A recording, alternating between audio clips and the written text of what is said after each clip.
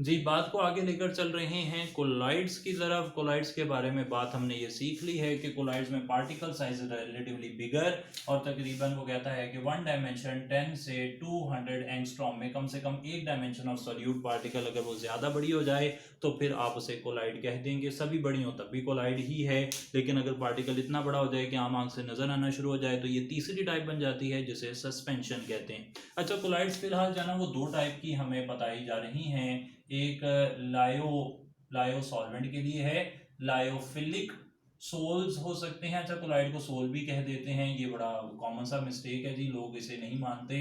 एक हो गई लायोफोबिक सोल्स, सही है जी बात। अच्छा, लायोफोबिक सोल्स, लायोफिलिक सोल्स में वो सोप्स और डिटर्जेंट्स की बहुत बात कर रहा है और करनी भी चाहिए, हमारी ज़िंदगी में बड़ा इनका कॉमन यूज़ है। लायोफोबिक सोल्स जो होती हैं ये रिलेटिवली डिफिकल्ट हैं टू मेक। जो लायोफिलिक सोल्स है उन्होंने कहता है कि डायरेक्ट सिंपल डिसोल्यूशन से आप बना सकते हैं लायोफिलिक सोल्स को। लायोफोबिक सोल्स रिलेटिवली डिफिकल्ट हैं बनाने के लिए। फॉर एग्जांपल एक बड़ी अच्छी मिसाल, क्योंकि आजकल आप लोग यूनिवर्सिटीज़ में नैनो केमिस्ट्री पर बड़ा काम कर रहे हैं, तो नैनो केमिस्ट्री में एक बड़ा कॉमन डिसोल्यूशन से ना आयरन का सोल बनाया जाता है। जो फेरिक क्लोराइड है वो डिजोल्व नहीं होता पानी के अंदर, अगर आप उसे पानी में डालेंगे ना वो फेरिक हाइड्रोक्साइड बनाकर प्रेसिपिटेट आउट हो जाएगा। लेकिन अगर आप गर्म पानी के अंदर, स्वर्लिंग गर्म पानी है और उसके अंदर अगर आप फेरिक हाइड्रोक्साइड डालें तो बड़ा ज़बरदस्त रेड कलर का वो आयरन का सोल बना देता है। सही है जनाब। तो ये अगर आप देखें तो ये एक कोलाइड बनाने की बड़ी कॉमन प्रैक्टिस है जो हम करते हैं और हमें अंदाज़ा नहीं होता इस बात का। हम ठंडे टेम्परेचर पे फेरिक क्लोराइड डाल देते हैं जल्दी में और वो जनाब सेटल डाउन हो जाता है, लेकिन अगर आप गर्म में डालेंगे तो वो डिजोल्व हो जाएगा और वो कोलाइडल सोल्यूशन बना देगा। अच्छा, लायोफोबिक सोल्स जो हैं इनको बनाना ज़रा मुश्किल है, थोड़ा सा ट्रिकी है, इसीलिए इसके लिए दो मेथड हमें बताए जा रहे हैं। एक मेथड वो कहता है कि एक है कंडेंसेशन मेथड, सही है जनाब, कंडेंसेशन मेथड है। कंडेंसेशन मेथड के अंदर आगे वो हमें बता रहा है कि इसमें आप ऑक्सीडेशन करवा सकते हैं, आप इसमें रिडक्शन करवा सकते हैं, आप इसमें डबल डिस्प्लेसमेंट वगैरह करवा सकते हैं। अच्छा, यहाँ पर एक बात मैं क्लियर करता चलूँ कि ये जो मेथड्स हैं ना जिनके हमने नाम लिखे हैं, कंडेंसेशन मेथड, उसके आगे ऑक्सीडेशन, रिडक्शन, डबल डिस्प्लेसमेंट वगैरह, तो अब आपको ना वो जो सनाउल्लाह साहब की बुक है उसमें इसकी एग्जांपल लिखी हुई मिलेंगी और ये एग्जांपल्स ठीक ठाक इम्पॉर्टेंट हैं।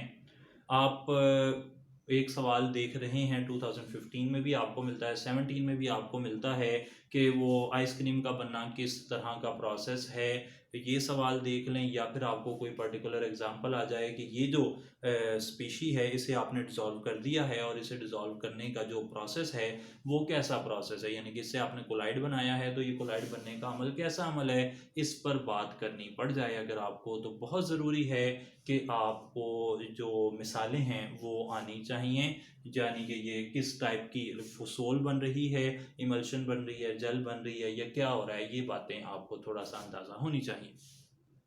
आगे चलते हुए जनाब यहाँ पर हमारे मेथड जो हैं, कंडेंसेशन में ऑक्सीडेशन था, रिडक्शन था, डिस्प्लेसमेंट था, एक और को वो कह रहा है हाइड्रोलिसिस और एक और को कहता है exchange of solvent. Exchange of solvent बड़ा ही अच्छा प्रोसेस, इस तरह मुझे लग रहा है कि एक तरफ जो स्पीशी है वो सॉल्युबल थी, आप उसे दूसरे में डालेंगे सॉल्वेंट में जहाँ पे वो सॉल्युबल नहीं होगी तो उसके पार्टिकल्स जो हैं वो वहीं पर कोलिस हो जाएंगे और वो बना देंगे सोल, सही है जनाब, या कोलाइड बना देंगे, थोड़ा सा बड़े पार्टिकल साइज वाली डिस्पर्शन बना देंगे। अच्छा, डिस्पर्स फेज और डिस्पर्शन मीडियम जो है ना ये भी कोलाइड के लिए वर्ड यूज़ हो जाता है। जो सॉल्वेंट है उसे आप डिस्पर्शन मीडियम कह देते हैं और जो डिजोल्व हुआ है उसे आप डिस्पर्स्ड फेज कह देते हैं। बाकी बात होती है जी अजान के बाद। तो यहाँ पर जनाब कंडेंसेशन के हमने 5 मेथड देख लिए। दूसरी तरफ लायोफोबिक सोल्स को हल करने का जो मेथड है उसे आप डिस्पर्शन मेथड कह सकते हैं। डिस्पर्शन मेथड में आगे 3 टाइप्स आ गई, जिसमें पहली है मैकेनिकल डिस्पर्शन, जिसमें आप मैकेनिकल फोर्स की मदद से डिस्पर्शन कर लेंगे। दूसरे वाला तरीका है उसे ब्रेडिग्स आर्क मेथड कहते हैं।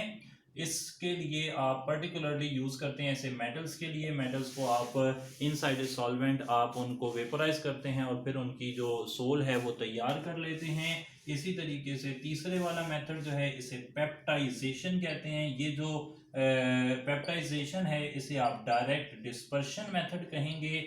और यहाँ पर एक बात ज़रा समझने वाली है कि वो जो सवाल है आइसक्रीम वाला, आइसक्रीम बनने का अमल कैसा है, उसमें पेप्टाइजेशन भी एक ऑप्शन मौजूद है।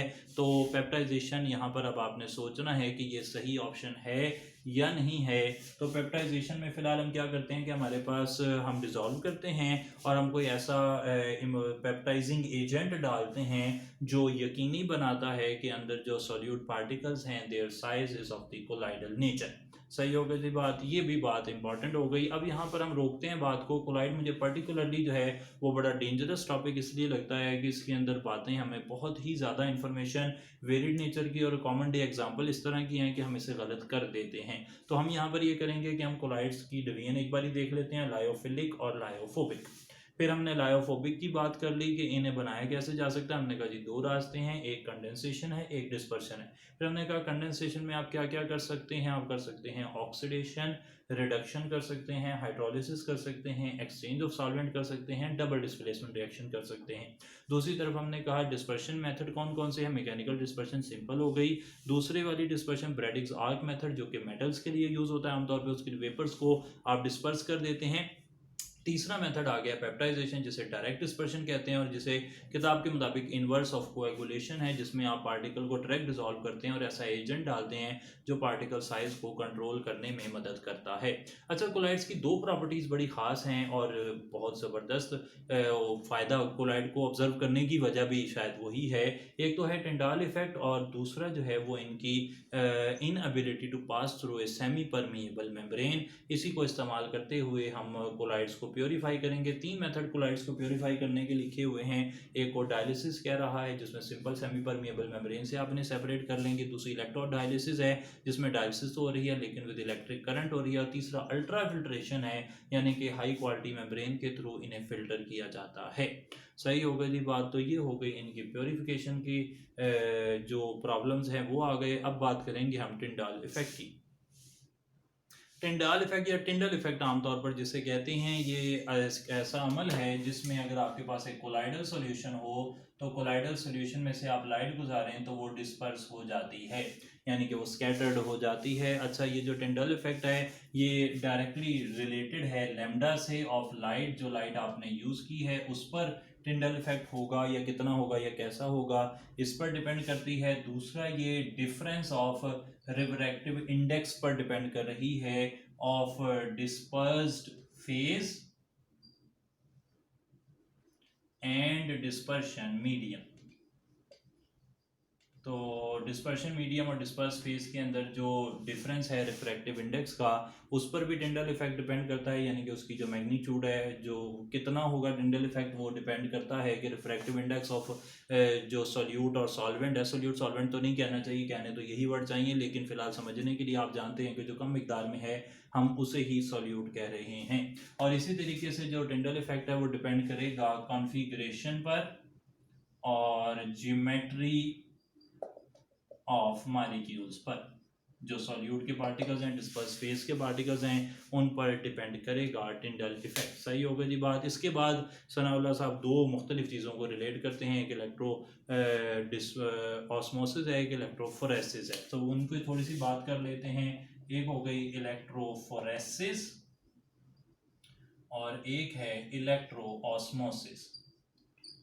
अच्छा, इनमें ना बुनियादी फ़र्क ज़रा देख लें।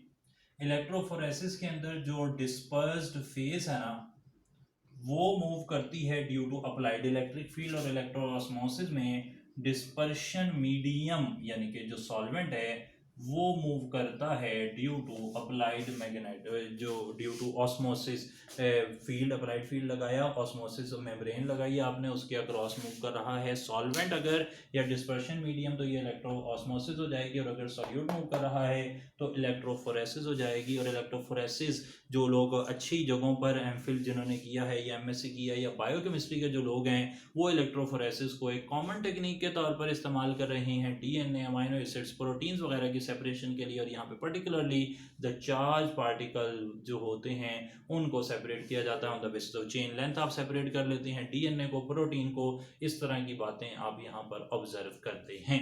अच्छा, तो ये मामला आपने देख लिया, इस तरह की छोटी छोटी बातें ये आपने नोट कर लेनी है।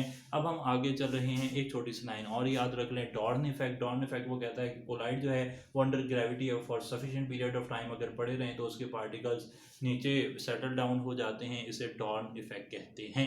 सही होगा जी बात। अब हमने आगे की तरफ चलना है और हम बात करने लगे हैं इमल्शंस की। अब प्रॉब्लम जो है वो मेरे नज़दीक तो प्रॉब्लम मुझे ज़ाती तौर पर इस हिस्से में बहुत ज़्यादा परेशानी होती रही है कि मुझे जो डिस्पर्स फेज है और डिस्पर्शन मीडियम है इनकी क्लासिफिकेशन में प्रॉब्लम रहती है। तो एक बात याद रख लें कि इमल्शन जो है ना उसमें डिस्पर्स्ड फेज और डिस्पर्शन मीडियम दोनों लिक्विड होते हैं। डिस्पर्स्ड फेज और डिस्पर्शन मीडियम दोनों के दोनों लिक्विड होंगे तो इमल्शन हो जाएगी। अगर सरफेस एक्टिव एजेंट्स या ऐसी चीज़ें जो आम हालात में ट्रू सॉल्यूशन बनाती हैं लेकिन ज़्यादा कंसंट्रेशन में वो कोलाइडल सॉल्यूशन बना देती हैं, तो ऐसी स्पीशीज़ को आप माइसेलीज कह देते हैं। तो दो चीज़ें लाजमी याद रखनी हैं, एक हो गए डिस्पर्स फेज और डिस्पर्शन मीडियम दोनों लिक्विड हो गए, इमल्शन कह देंगे।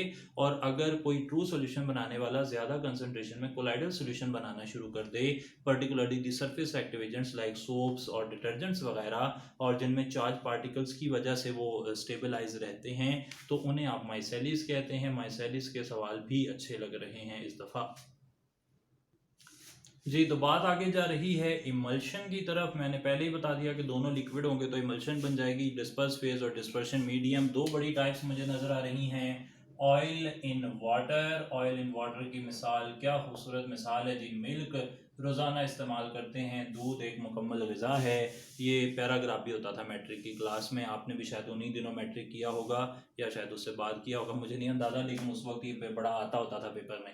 अच्छा, दूसरे हो गए water in oil. Water in oil की बात करें तो यहाँ पर बटर की मिसाल दी गई है, तो दोनों ज़िंदगी में कॉमन यूज़ होने वाली चीज़ों की मिसालें दी गई हैं। अब इमल्शन जो है ना वो कहता है कि आपके पास ये वाली हैं, ऑयल इन वाटर है या वाटर इन ऑयल है, इनको टेस्ट करने के लिए आपने यूज़ करना है डाई मेथड। डाई मेथड इस तरह काम करता है कि आप एक ऑयल सॉल्युबल जो डाई है उसे डालेंगे और अगर वो कलर दे देती है तो फिर यानी कि डिस्पर्शन मीडियम जो है वो ऑयल है, वरना फिर वाटर हो जाएगा। दूसरा कंडक्टेंस मेथड है, आप इलेक्ट्रोलाइट डालते हैं, कंडक्टेंस बढ़ जाती है तो इसका मतलब है कि वाटर डिस्पर्शन मीडियम था, अगर नहीं तो फिर बात नहीं बनेगी, फिर वो ऑयल बेस्ड हो जाएगी। अच्छा, यहाँ पर एक और बात कि ऑयल और वाटर या वाटर और ऑयल ये स्टेबलाइज कैसे हैं, ये तो दोनों आपस में मिसिबल ही नहीं है, तो definitely there should be some emulsifying agent, और इमल्सिफाइंग एजेंट जो हैं या इमल्सिफायर जो हैं वो यहाँ पर होंगे। वो इमल्सिफायर किसी भी फॉर्म में हो सकते हैं, वो कोई केमिकल हो सकता है, वो बड़े साइज का मालिक्यूल हो सकता है, वो प्रोटीन हो सकती है, व्हाटसोएवर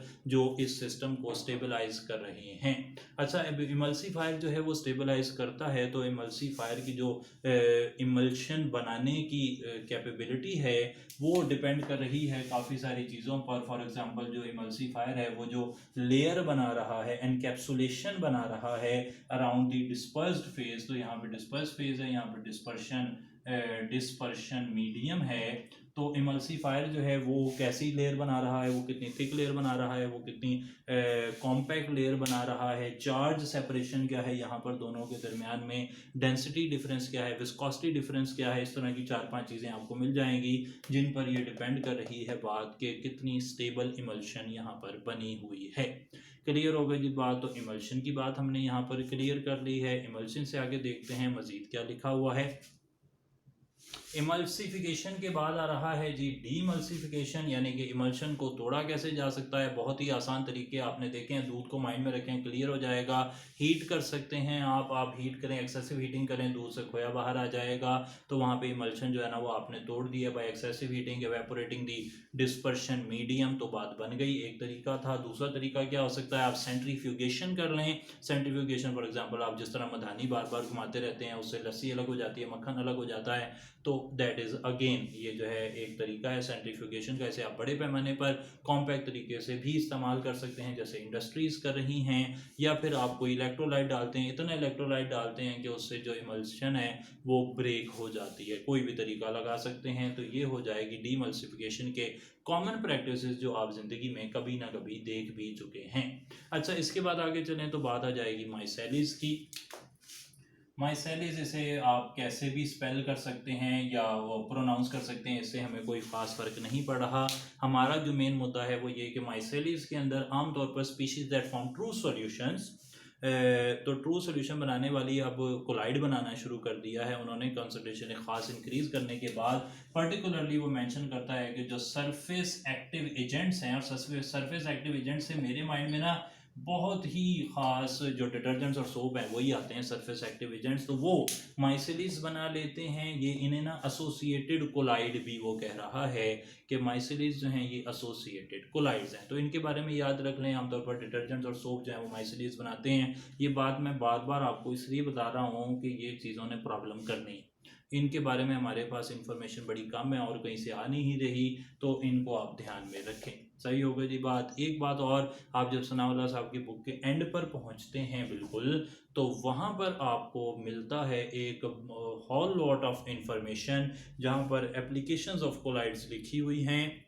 वो एप्लीकेशंस ऑफ कोलाइड्स आपने एक एक करके लाजमी तौर पर पढ़ लेनी है। फॉर एग्जांपल एक बड़ी खूबसूरत एप्लीकेशन वहाँ पर डेल्टा फॉर्मेशन की लिखी हुई है, यानी कि वो पानी जब दो दरिया दो पानी मिलते हैं ना, तो वहाँ पर ज़रखेज़ जो ज़मीन है वो उसके मिट्टी कैसे बन जाती है, डेल्टा फॉर्मेशन, इसके बारे में वहाँ पर इंफॉर्मेशन दी गई है। बहुत ज़बरदस्त इंफॉर्मेशन है, उसे आपने ध्यान में रख लेना है। तो यहाँ पर हमने अभी कोलाइड्स की मुख्तलिफ टाइप्स पढ़ ली हैं। कोलाइड्स में हमने लायोफिलिक और लायोफोबिक सोल्स की बात की है, हमने उन्हें बनाने के तरीके लाइक कंडेंसेशन डिस्पर्शन मेथड देखे हैं। हमने ये भी बात कर ली है कि कोलाइड्स जो हैं वो इमल्शंस भी हो सकते हैं और कोलाइड्स जो हैं वो माइसेलिस भी हो सकते हैं, और इमल्शंस के अंदर मज़ीद क्या इन्फॉर्मेशन थी वो भी हम यहाँ पर एक बारी गो थ्रू कर चुके हैं।